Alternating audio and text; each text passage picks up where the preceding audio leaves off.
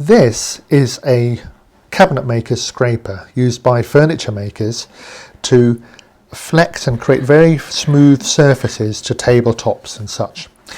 It's sharpened differently and is used differently to a woodcarver's scraper, which looks more like this. If you look, you can see that the woodcarver's scraper is a lot thicker metal.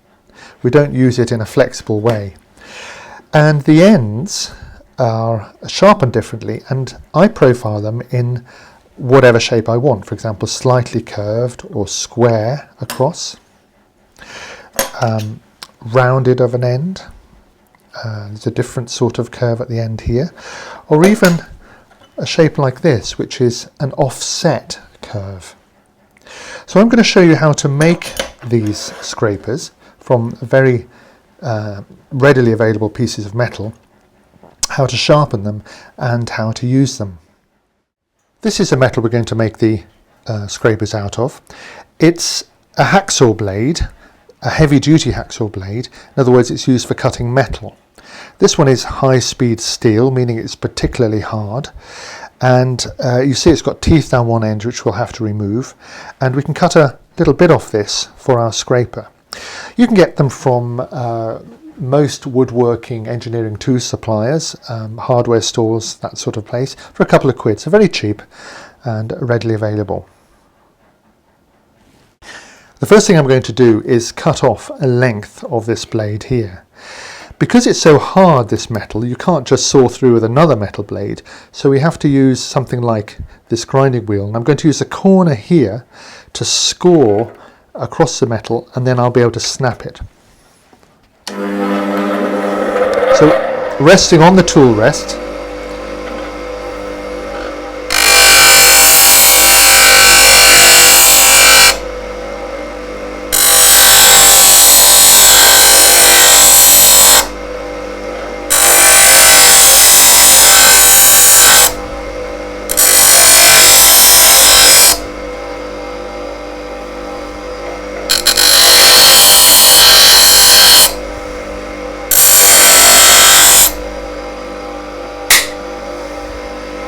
so there's my piece of metal.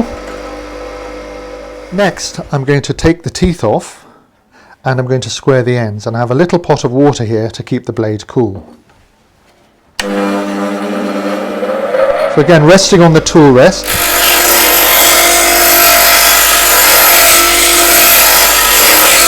That's my action to get the teeth off, and then to square the ends, like so. Dipping it in the water to keep it cool.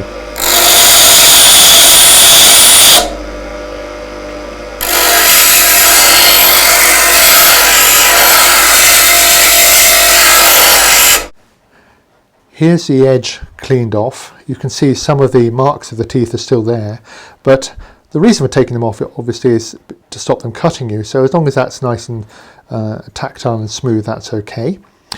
This blade has a sort of wavy edge. You just ignore that for the moment, because really the cutting end, the bit we're really working on is up here. And it's at this stage that we might shape the end to a different shape that we want. It could be round or less round or even concave, whatever shape we want. And then the other thing we need to do is to take this paint off. So with some spare sandpaper, you can work through this very quickly and get this paint off. A lot of blades don't have it, but we certainly don't want this. This will come off onto the wood. So here's the metal ready to sharpen. I sharpen it all on the grinder, and I set my tool rest like so, and I just come off the tool rest like this. The angle here is about 30 degrees, so you can find that by going at right angles to the axis of the wheel. That's about 90 degrees there.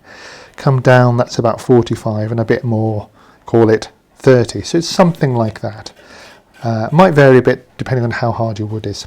So turn on the wheel, turn on the motor there, and I'm going to just move that across the surface evenly.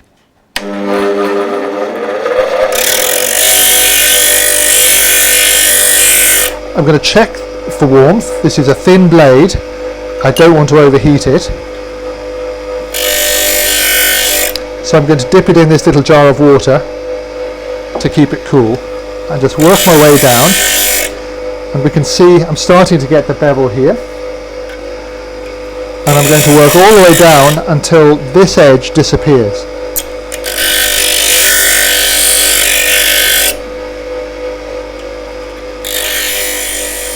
Now as I get closer and closer to this sharpened edge here, you'll see the sparks will start come shooting over the top of the blade. Not so easy to see on camera, but I can see them starting to run over the surface here. Keep dipping, keep it cool, keep the temper of the metal.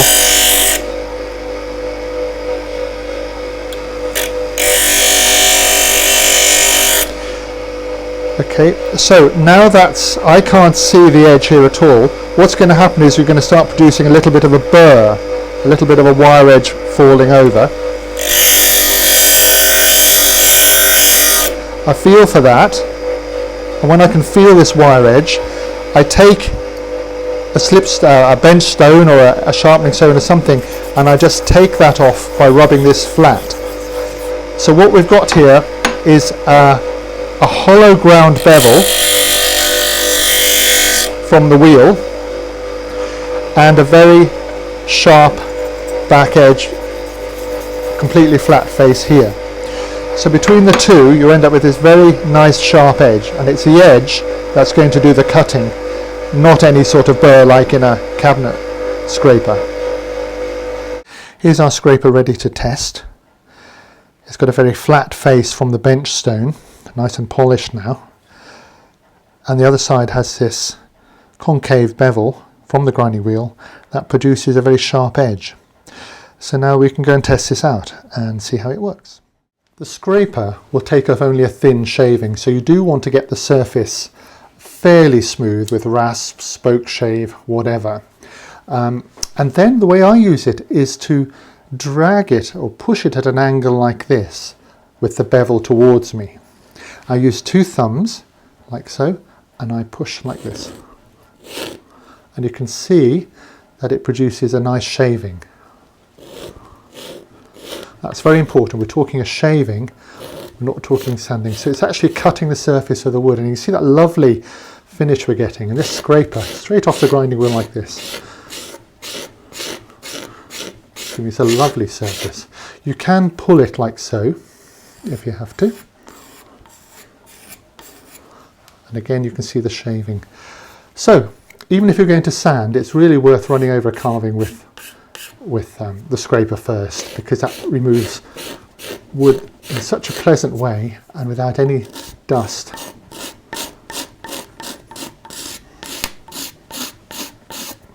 I would say that was a very successful scraper. Look at that, beautiful.